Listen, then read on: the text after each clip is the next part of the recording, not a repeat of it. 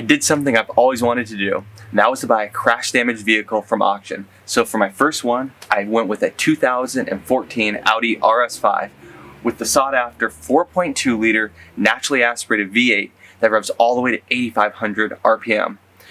I'm gonna do this rebuild with very little car working experience, no lift, no professional help, just the tools that I have in my garage, and I'm gonna make this up as I go. So why don't you come along for the ride? Let me show you what's wrong with this car, and let's figure this out together. Let's have some fun. As I mentioned, it was always a bucket list item of mine to rebuild a car. Even before COVID and car rebuilding became mainstream, it was something that I wanted to do. I just finally now had the time. Later in the video, I break down all the costs associated with buying the car, the purchase price, the auction fees, the shipping, all that, so you have a clear understanding of everything that I paid. Now, let's tear this thing down and see if we made a mistake or not. Starting in the front end, obviously it's taken a collision with the driver's side. So the bumper's gonna need to be replaced, the grill's broken, the headlight is broken, the radiator is bent enough to put a hole in it, so that will need to be replaced. So I can't really run the engine right now. It's got no coolant. Looks like the radiator support is bent, the headlight bracket is all broken, and then it's missing a few other trim pieces. So the plan will be to get the whole front end disassembled, figure out what's broken, what's good, so parts can start getting ordered. But just look at this V8. Red valve covers. I think you can even get a carbon fiber cover for this, which looks really cool. A 450 horsepower. Not a crazy 0 to 60, but for what it is, the weight and the year, it's a pretty cool car. I'm gonna pull the passenger tire off first. Looks like there's like these lug nut covers. One's already missing, but I don't have a tool to remove them, so I just took a pair of needle nose and wrap some blue tape on it so I don't scratch them. Okay, now let's grab the impact gun and we'll get these lugs loosened up. Once they're broken free a little bit, I'll get the car jacked up and we'll go from there.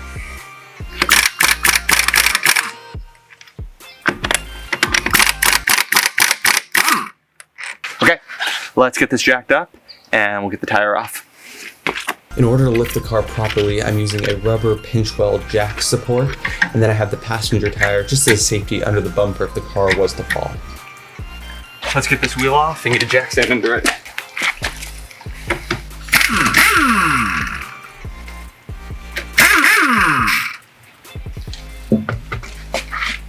I'm gonna slide the tire under it, just in case the front end decides to come down, it doesn't fall on the rotor.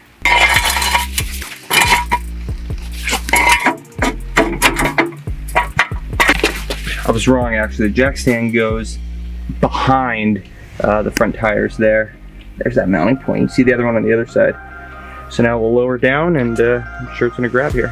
I'm gonna lower it extremely slowly. And as I do, I'm just gonna make sure that it comes in good contact with the sand. Here we go. We're on 2 jack stands. The front tires are off. Now, let's get the wheel liners out. I realized while editing the video that in my excitement to start taking the car apart, I forgot to talk about the numbers, the cost of the car, the fees, things like that. And when I watch car rebuild videos, that's one of the more interesting parts I find. So let's do that right now. So the car was auctioned with a reserve and the bid was on approval, meaning if the high bid did not meet the reserve price, the insurance company could choose to either accept or deny or renegotiate the highest bid. And that's what happened here. So I was the highest bid at $11,500. The reserve was set at $16,500. The insurance company came back to me and said, hey, we'll sell you the car for $13,500. So they came off the reserve $3,000. I went back to them and said, I'll raise my initial bid from $11,500 to $12,000, which they accepted. So I bought the car for $12,000. And then there was $1,564 in additional fees, which included $111 of shipping delivered to my driveway. Car came on a flatbed truck. There was no issues there. So all said and done, as it sits today, the car cost me $13,564. Let's get back to the rebuild. Looks like all these are T25, Torch 25 bolts. And then there's a few 10mm nuts, I think, and then I might need like a tab puller or something like that to pop those off. We will see what it looks like once all these bolts are undone. There was also a handful of these flat plastic clips holding in the wheel liner. I found taking needle nose pliers was the easiest way to get these off. And then I also had to remove the dust cover for the front axle, as this was pinching together the fender liner inside the wheel well. I think all the bolts are free, so I'm gonna try to just undo the liner here. There's a little like ridge that it runs up on the top here. I think it's gotta slide out of that, and then it can probably just pull out. Let's see if it's that easy. Well, actually looking at this more, it looks like it's one big piece. So I thought it was gonna come out like half and half. That's not gonna be the case. So now I have to undo the other side. Let's go ahead and do that real fast. There we go. Trying to undo it around that upper lip. Kind of pulling towards the engine. Give some slack. And I think this is gonna come out. Let's see.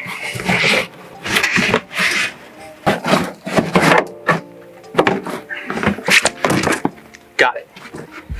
Now we can start getting to those bumper bolts.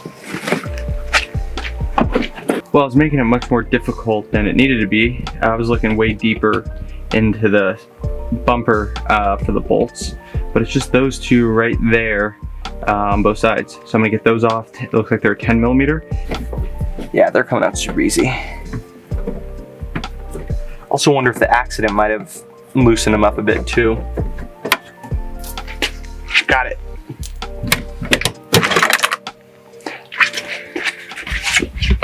That actually came loose a little easier than I thought it would.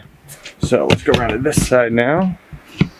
When I was removing the bumper bolts, I found it was easiest to use a 1/4-inch drive rather than a standard socket. It just allowed me to get in there easier and get the bolts out because they were buried decently deep. Okay, bolts are out. It's gonna be time to give the bumper a tug.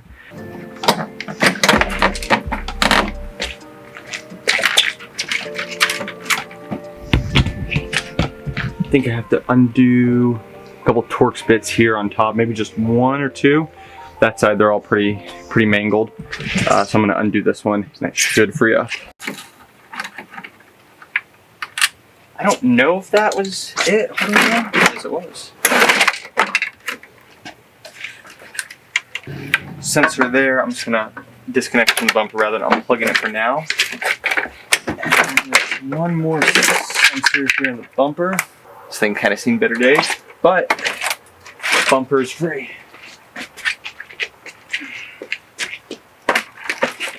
I figured before I went any further, I should make some bags up for the bolts I took off, mark where they're from, because I don't know how long parts are gonna take. If it's a couple weeks, I may not remember where some of these bolts and nuts and things went.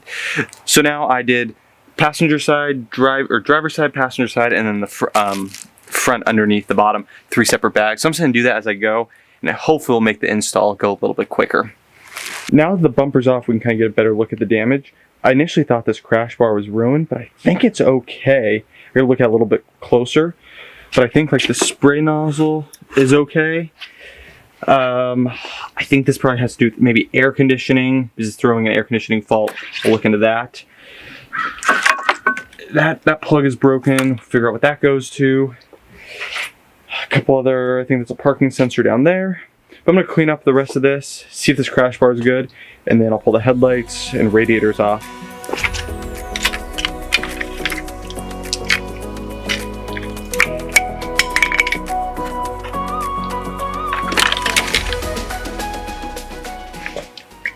Like this right here is broken, obviously. I'm gonna save that bolt. Who knows if I'll need it, because some parts may not come with a new one, so I'm gonna go ahead and save it. And any of the big pieces, not like this, but like there's some bigger pieces that I've saved, just so if I need to reference them to see what's broken, I still got them. It became kind of tedious removing all the little nuts and bolts for the headlight assembly, especially because I was trying to save everything as I went for when I was ordering the new parts. But the headlight proved a lot more difficult to get out than I initially thought it would be. I think because it got pushed in an accident, it got wedged pretty tightly. You see I'm trying to pry it out, but it was stubborn. Okay, the Christmas tree style plugs look to be pretty much out. It looks like you just kind of slide down on the tab and it pulls right out. So all I had to do was slide backwards with the brown tab and it just slid right out.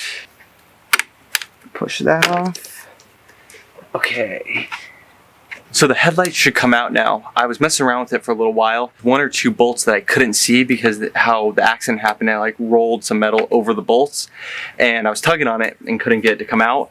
But I found those, I was able to get to them and undo it. So now this whole light should just slide out. There's probably a wire in the back we have to disconnect. For now, I'm thinking we'll leave the passenger headlight still installed.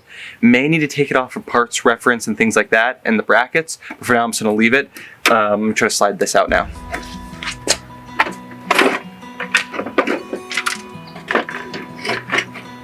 Looks like the only thing left holding it on is that wiring connector right there. Just slides right out. One Audi RS5 headlight assembly removed in pretty bad condition, but it's out. The damage is actually a lot less than I thought it was going to be. There's just a lot of broken plastic, which all pretty much came from like the headlight assembly and a shroud that sits up here. I don't see any issues with the air conditioning lines here. It just might be that radiator or cooler right there. The cooler right here looks okay, which is great news. I'm just gonna keep stripping it here and keep gathering the parts list. It looks like there's just one hose connected to this. Just slide that back, pull. What I'm gonna do is I'm gonna save all this. This is reusable. If it's not one assembly, I think this is reusable if it clips in. But I'm gonna just save this housing for now. I'm gonna let that drain out. I know I kept calling the air conditioning condenser the radiator, but at this point I'm just pulling the little wiring harness off the top and then undoing the main Freon supply hose to the AC condenser. I just loosened up the shroud for one of the coolers.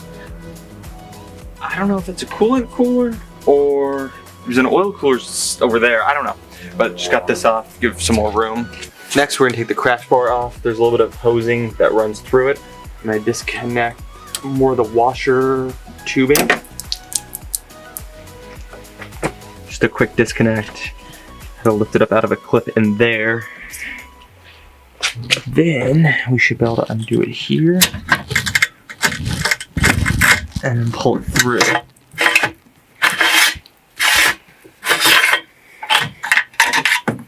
There you go. Pull that through.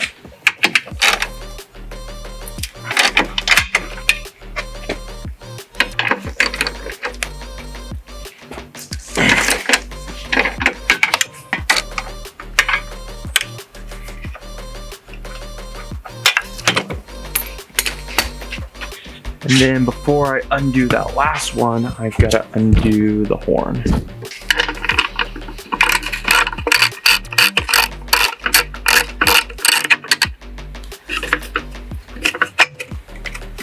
Well, I ended up having to take the passenger headlight out. It just was impossible to get to a couple of the crash bar bolts and the framing around all that. So anyways, I pulled that out.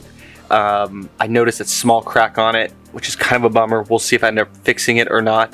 May just put it back in. But now the crash bar is able to come out and then it'll be the radiators.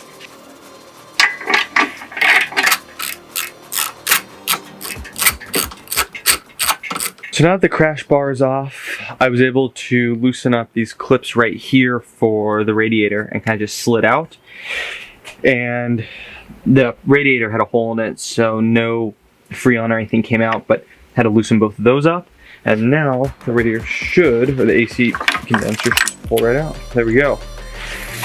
So this will have to go in the trash, unfortunately. And now we're left with just the radiator. I think I'm gonna drop the oil cooler. I'm not gonna disconnect it, but I'm just gonna let it hang. I think that might either expose some bolts that I'm missing and or give me some more working room. It looks like it's just 4 bolts holding it on. Well, that wasn't as easy as I thought because there's this black bar that is free on that side but runs down in kind of deeper behind the radiator there. I'm gonna just leave these bolts off. Hopefully I can just leave this loose. I'm gonna undo these clips and then there might be some bolts there on the back. All right, well I need to look around and see if I can see some internal bolts that are holding it. But it's still pretty, still more firm than I thought it would be. So I'm gonna do a little bit of digging here, see what I can come up with. All right, well we're out of time in this video. I'll catch you on the next one where we're taking the radiator off and any other broken parts.